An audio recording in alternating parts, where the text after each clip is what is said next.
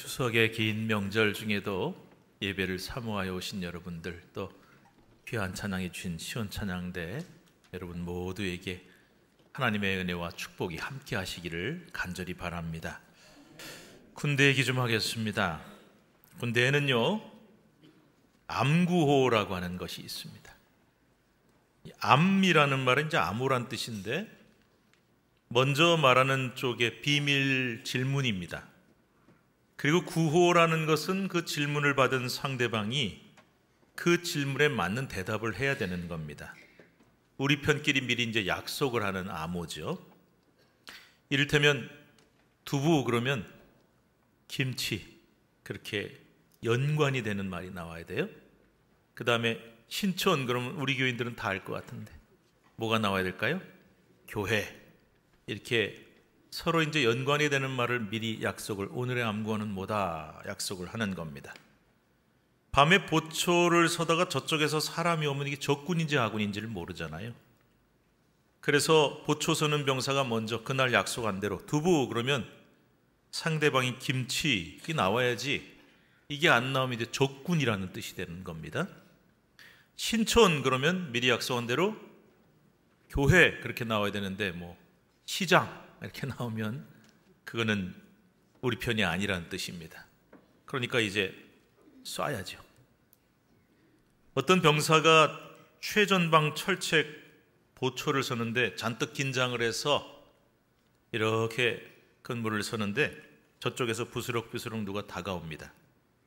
그날 미리 약속한 암구가 두부와 김치였기 때문에 병사는 총을 겨누고 두부 그러는데 상대방이 김치 이렇게 나오질 않고 뭐라 그러냐? 나다. 그러는 거예요. 참 이상한 일이죠. 나라뇨? 내가 누굽니까? 병사가 다시 외칩니다. 두부. 그랬더니 상대방이 나라니까 임마. 그렇게 얘기를 하는 거예요. 몇 차례나 묻던 병사가 드디어 적일지 모르다는 공포감에 사로잡혀서 총을 발사하게 됩니다. 빵 쐈어요. 근데 죽은 상대방이 누군가 하고 가서 확인해 보니까 자기 상관인 중대장 아닙니까? 큰일 났죠. 쫄병이 중대장을 쐈으니까요. 자, 그럼 이 병사 어떻게 됐을까요? 감옥 갔을까요? 처벌받았을까요? 아닙니다. 이 병사는 오히려 표창을 받았습니다. 명령에 잘 순종했기 때문입니다. 정해진 규정을 잘 지켰기 때문입니다. 지금까지 말씀드린 이야기는 믿거나 말거나 군대에서 전해지는 전설 같은 이야기, 소위 군대 야화라고 불려지는 얘기인데, 이런 얘기가 군대에 참 많습니다. 진짜 있었는지 없었는지 모르겠지만 저도 군대 훈련 갔더니 이 이야기를 누군가 하는데 진짜 그런 일이 있었을까요? 쐈을까요? 했더니 사실 여부를 떠나서 이런 얘기를 자꾸 만들어내고 얘기하는 까닭이 있어요. 그만큼 경계 근무를 쓰는 병사의 임무가 막중하고 엄중하다. 너 한 사람 정신 못 차리면 우리 아군들 다 죽는다. 정신 똑바로 차려라. 그런 의미에서 만든 얘기입니다만은 믿거나 말거나일 수 있지만, 그러나 엄연히 여러분 이런 경우는 총을 쏘는 게 규정에 맞습니다. 대한민국 군 형법 및 전투 근무 지침에 따르면 보초 경계병은 암구 확인에 응하지 않는 자를 적 혹은 침입자로 간주해야 한다. 그리고 암구에 대답이 없으면 경고 사격을 하고 그래도 안 되면 최종적으로 사살까지 허용이 된, 이게 법이에요, 법. 그러니까 이 병사는 그 법 규정 명령을 잘 지킨 것입니다. 여러분, 군대에서는 그만큼 규정과 명령이 중요하지요. 명령에 복종하지 않으면 군대는 절대로 유지될 수 없는 집단이기 때문입니다. 그런데 이 명령에 죽고 명령에 사는 이 군대보다 더 순종을 요구하는 것이 있다는 겁니다. 그것이 어디냐? 바로 교회입니다. 그렇다고 교회에서 말 안 듣는다고 누굴 총으로 쏴라 이런 뜻은 절대 아닙니다. 그러나 우리가 신앙생활 하면서 순종이 없으면 절대로 바른 신앙생활 할 수가 없다. 군대보다 명령이 더 중요한 것이 바로 교회고, 군대보다 더 순종을 요구하는 것이 바로 우리의 신앙생활이다. 왜냐? 이유는 간단합니다. 우리 하나님이 세상에서 제일 좋아하시는 것이 바로 우리 성도들의 순종이기 때문입니다. 그것도 99% 아니에요. 100% 순종, 절대적인 순종, 온전한 순종. 이걸 하나님이 좋아하신다. 그러면 여러분, 절대적인 순종이란 무엇일까요? 오늘 본문 사무엘상 15장 22절에 보면 사무엘 선지자가 사울에게 한 말이 나와 유명한 말씀이에요. 함께 읽을까요?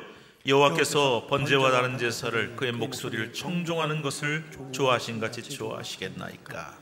순종이 제사보다 낫고 듣는 것이 순양의 기름보다 나으니.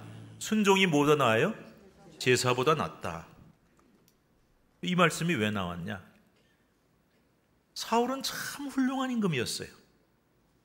정말 좋은 조건과 능력을 다 갖춘 출중한 사람, 왕이 되고도 남을 만한 자격이 있는 사람이었습니다. 사울이 얼마나 좋은 조건을 갖춘 사람인지는 사무엘상 9장과 10장에 꽤 길게 자세히 설명을 하고 있는데, 너무나 많은 조건이 좋지만 그 중에 몇 가지만 제가 한번 추려서 말씀을 드리려고 합니다. 첫 번째로, 사울은 대단히 좋은 가문 태생이었다는 것이죠. 사무엘상 9장 1절 말씀 같이 읽겠습니다. 시작. 베냐민 지파의 기스라 이름하는 유력한 사람이 있으니 그는 아비엘의 아들이요 스롤의 손자요 베고라의 증손이요 아비야의 현손이며 베냐민 사람이더라. 사울이란 사람은 베냐민 지파 기스란 사람의 아들인데, 이 기스는 매우 유력한 사람이었다. 히브리 말의 이 유력한 사람은 부유하며 상당한 영향력을 가진 사람이란 뜻입니다. 게다가 이 집안의 4대조 할아버지까지 언급하는 걸 보니까 이 사울의 집안은 보통 집안이 아니에요. 서민의 일반 집안이 아니라 베냐민 지파 중에서도 알아주는 명문 가문이었음을 강조하는 겁니다. 그래서 이 사울의 집안은 충분히 왕이 나올 만한 자격을 갖춘 대단한 집안이었다. 이런 뜻이죠. 두 번째로, 사울은 용모가 아주 뛰어난 사람이었다라고 말씀합니다. 사무엘상 9장 2절 시작. 기스에게 아들이 있으니 그의 이름은 사울이요 준수한 소년이라. 이스라엘 자손 중에 그보다 더 준수한 자가 없고 키는 모든 백성보다 어깨 위만큼 더 컸더라. 이스라엘 자손 중에 그보다 더 준수하고 잘생긴 사람이 없었다 할 정도로 정말 잘생긴 미남. 게다가 키는 모든 백성들보다 어깨 이만큼 컸다. 머리 하나는 클 정도로 키도 훤칠하고 정말 잘생긴 준수한 용모를 갖춘 그런 청년이었다라는 것이죠. 세 번째로, 사울은 매우 좋은 성품과 자세를 가진 사람이었습니다. 사무엘상 9장 3절에 보면 아버지 기스가 암나기들을 잃어버렸어요. 소중한 재산을 잃어버렸어요. 아들한테 시킵니다. 야, 네가 가서 찾아와라. 이게 보통 일이 아니에요. 일일이 찾아다니면서 수소문해야 되는데, 아들은 두 말 않고 네 아버지 하고 나귀를 찾아 떠납니다. 순종합니다. 그래서 엄청난 거리를 샅샅이 뒤지고 다녔는데 나중에는 그래도 못 찾았어요. 선지자를 찾아가면서 돈까지 주면서 찾으려고 했다. 아버지의 말에 참 잘 순종하는 효자였고, 성실하고 맡은 일을 최선을 다하며 끝까지 해내고야만은 대단한 집념을 가진 사람이었다는 것입니다. 네 번째로, 그는 누구보다 좋은 신앙의 자세를 가진 사람이었습니다. 사무엘상 9장 7절에 보면 사울은 선지자에게 찾아가 암나기의 행방을 묻는데 내가 빈손으로 갈 수 없다. 자기 사환한테 묻습니다. 너 돈 가진 거 있냐? 아이고, 지금 여비가 필요할 거 아니에요. 많이 다녀야 되니까. 그 중에 마지막 남은 은 한 세겔의 4분의 1 딱 남았습니다. 그거 드리자. 하나님의 사람을 소중히 여기고 잘 섬기려는 좋은 자세를 가진 사람이었다는 거죠.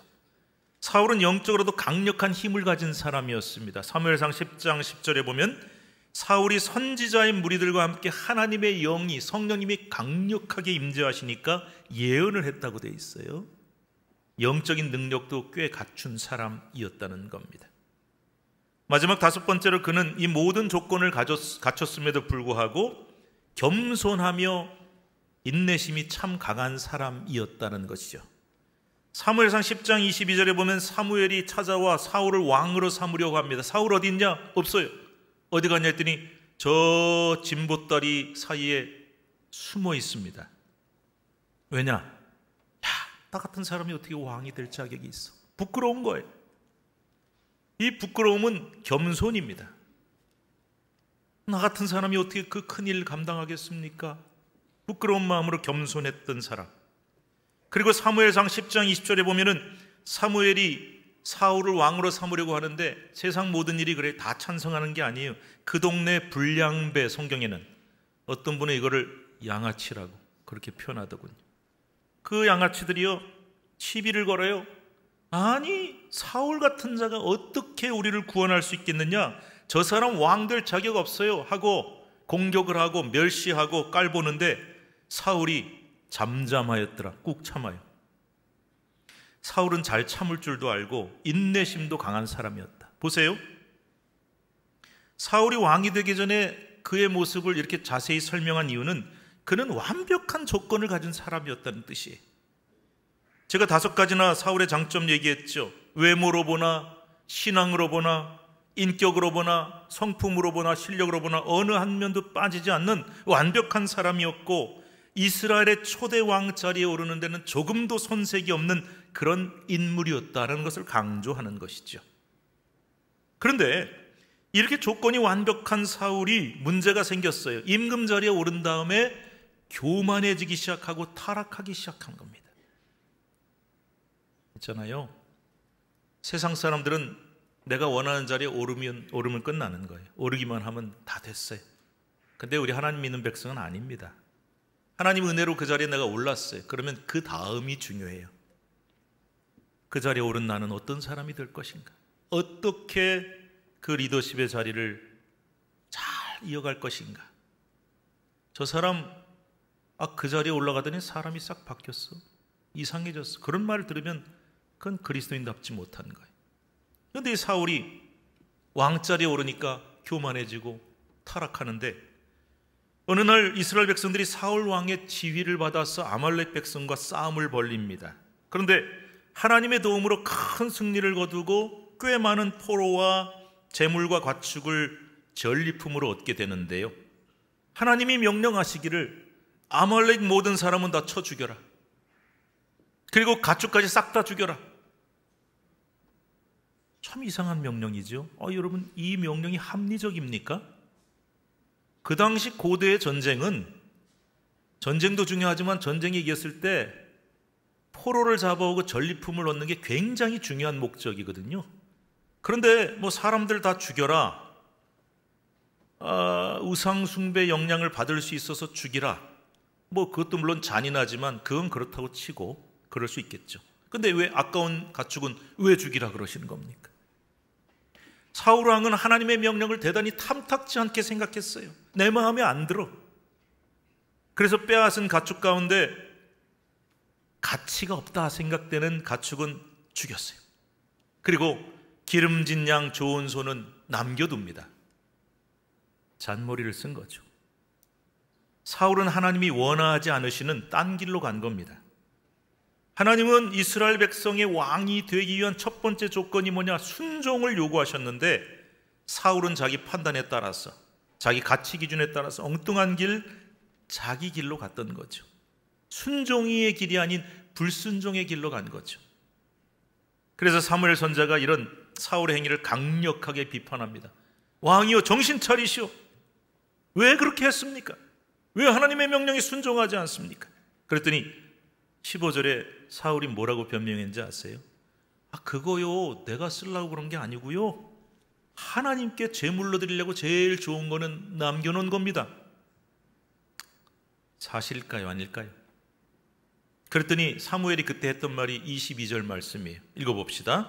여호와께서 번제와 다른 제사를 그의 목소리를 청종하는 것을 좋아하신 같이 좋아하겠나이까? 순종이 제사보다 낫고 듣는 것이 순양의 기름보다 나으니. 그래, 왕의 말이 맞다고 칩시다. 그러나 하나님은 아무리 좋은 제물을 드릴지라도, 아무리 많은 제사를 지낼지라도 그거보다 뭘 기뻐하신다? 순종을 기뻐하시고 더 중요하게 생각하신다. 당신은 여기서 실패한 거예요. 그래서 23절에 이런 말씀을 하는 거예요. 읽어봅시다. 이는 거역하는 것은 점치는 죄와 같고 완고한 것은 사신 우상에게 절하는 죄와 같습니다. 왕이 여호와의 말씀을 버렸으므로 여호와께서도 왕을 버려 왕이 되지 못하게 하셨나이다. 하나님께 거역하고 불순종하는 죄는 점치는 죄나 우상 앞에 절을 하는 죄와 똑같은 죄입니다. 하나님이 가장 싫어하시는 죄입니다. 그래서 하나님이 당신을 버리실 것입니다. 아까 그랬죠. 그 자리에 올라가는 것도 중요하지만 올라가서 어떤 사람이 될 것인가. 하나님이 그때 기준에 안 맞으시면 우리를 버리십니다. 그만큼 하나님은 불순종을 싫어하신다는 뜻이죠. 여러분, 혹시 지금까지 신앙생활 하시면서 하나님의 명령이 이해가 안 되실 때가 없었습니까? 야, 이거 이상하다. 어떻게 하나님은 이런 말도 안 되는 비합리적이고 비이성적인 명령을 내리신단 말인가? 어떨 때는 하나님의 명령에 도저히 순종하기 어려울 때는 없으셨습니까? 아무리 하나님 명령이지만 이건 좀 너무하다. 너무 힘든 일인데 하나님 참 너무하시지. 지금 내 형편이 어떤지 뻔히 아시면서 이런 일을 나보고 하라 그러시는가? 하지만 바로 그런 때, 그 순간에 우리의 믿음이 드러나는 겁니다. 내가 편하고 즐거울 때, 잘 나갈 때 누가 순종 못하겠습니까? 그런데 내가 너무 어렵고 도저히 이 명령만은 순종할 수 없어 보일 때 바로 그 순간에도 순종하는 것이 진정한 순종입니다. 하나님, 제가요 다른 거는 다 순종하겠는데 이것만은 내가 못하겠습니다. 이것만은 저한테 제발 시키지 말아주세요. 여러분, 이런 선택적 순종은 순종이 아닙니다. 내 마음에 맞는 것 선별하는 순종은 순종이 아닙니다. 하나님, 저 너무 힘들어요. 지금은 제가 너무 힘들어서 도저히 하나님 말씀대로 못하니까 제발 이 순간은 좀 넘어갑시다. 제가 나중에 순종할게요. 이런 지연된 순종, 유예된 순종은 순종이 아닙니다. 왜? 하나님은 지금 원하시기 때문에. 내가 너무 힘들어서 이것만은 순종하기 어렵습니다 할 때, 혹은 내가 너무 바쁘고 어려워서 이 순간만은 지나가기를 바랄 때, 바로 그때도 순종할 수 있어야 진정한 순종이고, 하나님은 이런 사람만을 귀하게 쓰십니다. 어느 날 제가 찬송을 부르는데요, 오늘 설교 후에 부를 찬송가가 325장입니다. 예수가 함께 계시니. 많이 불러보셨죠? 이거 한두 번 불러본 찬송 아닌데, 제가 찬송을 딱 부르는데 그날따라 어떤 가사가 제 마음에 이렇게 확 와닿는 거예요. 여러분, 그럴 때 있죠? 늘 부르던 찬송인데 이 찬송이 이런 가사예요. 예수가 함께 계시니 시험이 오나 겁없네. 기쁨의 근원 되시는 예수를 위해 삽시다. 날마다 주를 섬기며 언제나 주를 기리고 그 사랑 안에 살면서, 그 다음에 뭡니까? 딴 길로 가지 맙시다. 이 가사를 부르는데 유독 그날따라 딴 길로 가지 맙시다. 요 글씨, 요 가사가 마음에 확 와닿는 거예요. 딴 길로 가지 맙시다? 무슨 뜻이야 도대체? 왜 딴 길이지? 딴 길이란 말이 무슨 뜻이에요? 다른 길, 뭐하고 다르다는 뜻이지? 그런데 제가 한참 지나고서 성경 읽는데 그 답을 이사야 40장 27절 말씀 읽다가 깨닫게 된 거예요. 한번 읽어볼까요? 야곱아 어찌하여 내가 말하며 이스라엘아 내가 이르기를 내 길은 여호와께 숨겨졌으며 내 송사는 내 하나님에게서 벗어난다 하느냐. 야곱이란 이스라엘 백성을 뜻해요. 지금 나라가 망하고 포로로 끌려와 있어요. 그런데 이스라엘 백성들이 하나님 앞에 불평과 원망을 터뜨리는 겁니다. 아니 하나님, 도대체 우리가 왜 이런 꼴을 당해야 됩니까? 왜 이런 불행을 겪어야 됩니까? 그러면서 하는 말이 내 길은 여호와께 숨겨졌으며 내 송사는 내 하나님에게서 벗어난다라는 말입니다. 하나님이 내 길을 모르신다는 거예요. 하나님이 내 사정을 모르시고 내가 가려는 길을 잘 몰라서 안 도와주신다는 겁니다. 우리가 지금도 가끔 이 얘기 하죠. 이 소리 하죠. 아니 하나님, 내가 이 길 가려는데 왜 자꾸 못 가게 하시고 안 도와주세요? 그래서 제가 이 말씀 읽다가 제가 깨달았죠. 찬송가에 나오는 이 딴 길이 무슨 길인지. 이스라엘 백성들처럼 사람들은 늘 내 길을 가기를 원하는 거예요. 내가 원하는 길, 내가 가고 싶은 길, 내가 택한 방법, 그걸로만 가기를 원하죠. 그런데 그 내 길이 내 뜻대로 안 돼. 내 길이 막힌 것 같고 잘 안 풀리면 하나님 이렇게 원망하지 않습니까? 하나님 왜 내 길을 막으시고, 왜 안 풀어주시고, 왜 응답 안 하십니까? 그렇게 원망하지 않습니까? 이사야 40장 27절에 나온 것처럼 내 길은 여호와께 숨겨졌다. 하나님 왜 내 길을 모르시고 왜 안 열으세요? 내 앞길 왜 막으세요? 왜 안 도와주시는 거예요? 이렇게 원망합니다. 그런데 우리가 하나님 왜 내 길 모르시고 내 길을 안 열어주십니까? 하고 항의하고 불평할 때 하나님이 뭐라고 대답하는 줄 아세요?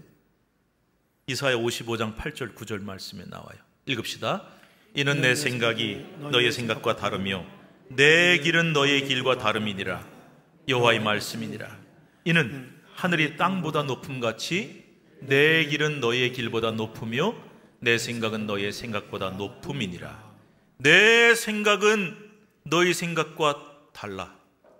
내 길은 너의 길과 달라. 하늘이 땅보다 높은 것처럼 내 길은 너의 길보다 높고 내 생각은 너의 생각보다 높다. 하나님의 길이 우리 길과 다를 수 있다는 거예요. 그런데 하나님의 길이 우리 길보다 훨씬 높다. 하나님의 생각과 하나님의 길은 우리 생각과 길과는 비교가 안 될 정도로 높고 반드시 옳다.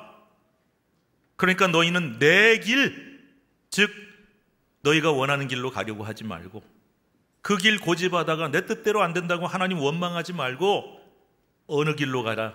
하나님의 길로 가라. 하나님의 생각과 판단과 길을 무조건 따라라. 그 길이 옳은 길이다.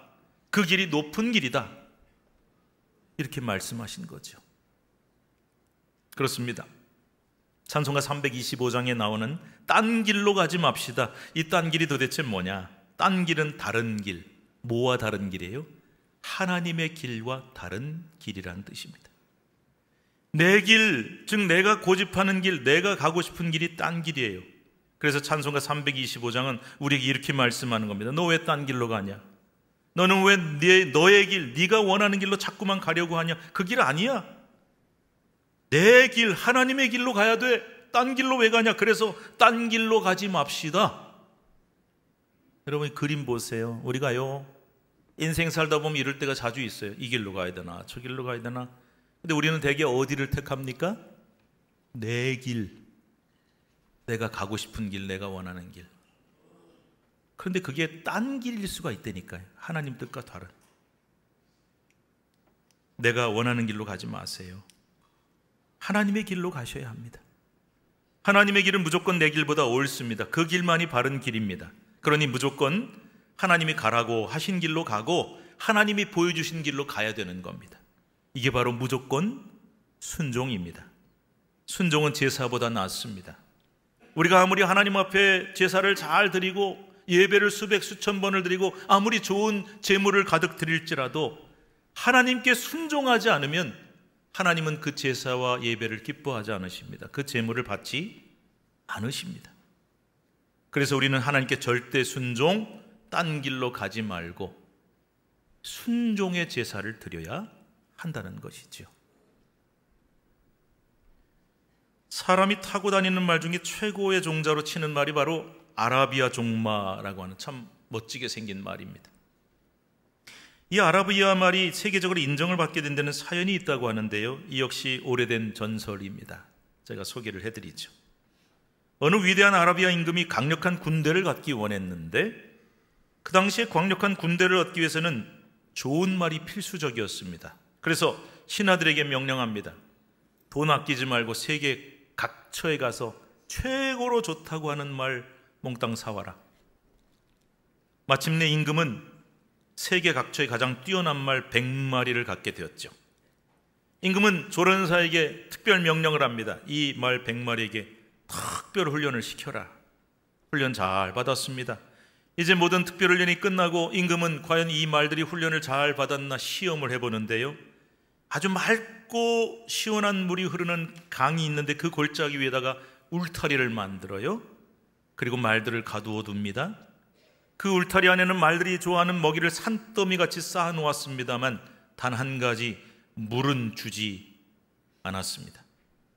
말들은 자기가 좋아하는 먹이를 실컷 먹을 수 있어서 너무 좋았겠지만 물은 마실 수가 없는 거죠. 얼마나 목이 마르고 갈증이 났겠습니까? 근데 바로 그때 저 아래 골짜기에서 물냄새가 납니다. 여러분, 물냄새가 뭔지 아시죠? 시원하고 맑은 물냄새가 바람을 타고 솔솔 날아오는데 말들은 그 강 쪽을 향해서 가려고 애를 씁니다. 울타리를 넘어보려고 별짓을 다 하는데 울타리가 너무 높고 튼튼해서 소용이 없습니다. 이렇게 하루 이틀 사흘, 말들은 이제 좋아하는 먹이 안만 줘도 소용없어요. 목이 말라 미칠 지경이 돼서 오직 물만을 향해 몸부림을 칩니다.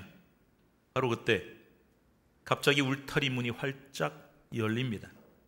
말들은 이게 웬일인가 싶어서 꼬리를 치켜들고 입에 거품을 물고 흙먼지를 날리면서 계곡의 물을 향해 질풍처럼 달려 내려갑니다. 이 무서운 질주를 누가 막을 수 있을까요? 아무리 이들을 잘 조련한 조련사랄지라도 만약에 그 순간 말들의 앞을 막아선다면 말들에게 깔려 죽을 것입니다. 그런데 말들이 물가에 거의 다 도달했을 즈음 임금님은 갑자기 멈춰서라는 신호 나팔을 불게 해요. 훈련시킬 때 이 신호를 하면 딱 멈춰서는 겁니다. 훈련 잘 받았습니다. 그런데 여러분, 지금 어떤 상황인데 이 나팔 소리가 들리겠어요? 그런데 이 뿌연 흙먼지가 다 가라앉고 놀라운 광경이 드러나는 겁니다.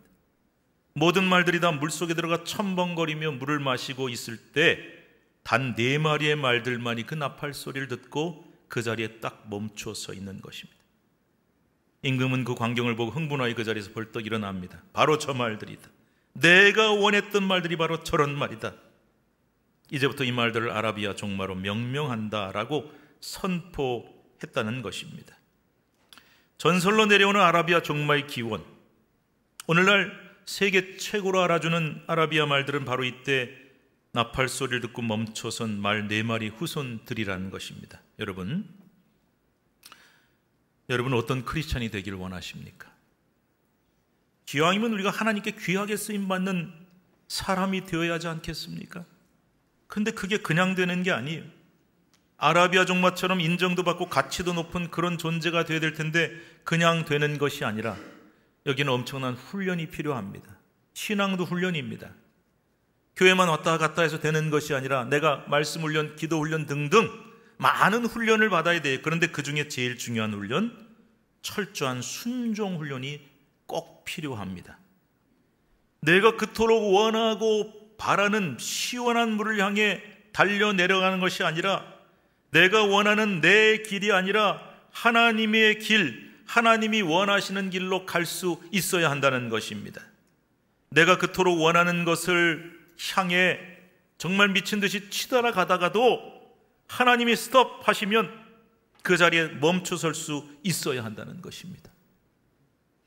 내가 아무리 가기 싫은 길이라 할지라도 하나님이 가라 그러시면 아멘하고 갈 수 있어야 된다는 것입니다.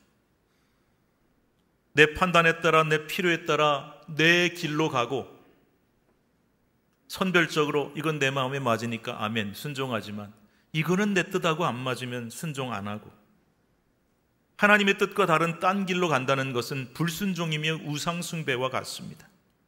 내 생각이 어떠하든 내 형편이 어떠하든 나는 오직 하나님이 원하시는 길, 하나님께 순종하는 그 길로 가기를 원합니다.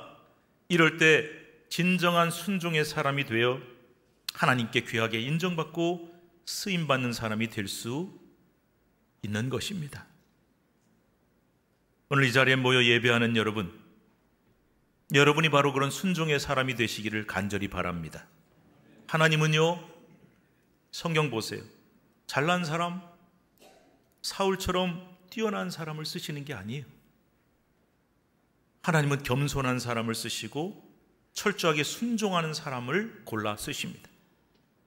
아무쪼록 오늘 이곳에 모여 예배하는 여러분 모두가 하나님 앞에 그냥 예물을 올려드리는 것이 아니라 순종의 제물을 올려드릴 수 있기를 간절히 바랍니다. 하나님이 우리에게 말씀하셨어요. 순종이 제사보다 낫다. 그러니까 그냥 제사만 드리지 마시고 하나님께 순종의 제사를, 그냥 예배만 드리지 마시고 하나님 앞에 순종의 예배를 꼭 드릴 수 있기를 바랍니다. 여러분 모두가 타고난 능력이나 좋은 조건보다도 철저한 겸손과 순종을 통해서 하나님께 헌신하며 쓰임받는 사람들이 될 수 있기를 주님의 이름으로 축복합니다. 기도하겠습니다. 하나님, 선별적인 선택적인 순종은 순종이 아니라고 하셨습니다. 내 마음에 맞고 내 길에 맞는다고 해서 순종하지만 내 길과 다를 때는 순종하지 않는 것은 진정한 순종이 아니다. 지금 순종하라고 하시는데 지금 저는 너무 어렵습니다. 다음에 하겠습니다 하고 지연시키는, 유예시키는 순종도 순종이 아니라고 하셨습니다. 무조건적인 순종은 내 모든 뜻과 생각, 내 길을 내려놓고 딴 길로 가지 아니하고 오직 하나님의 길이 가장 옳고 높은 줄 믿고 그 길을 순종하여 가는 것이라고 말씀하셨습니다.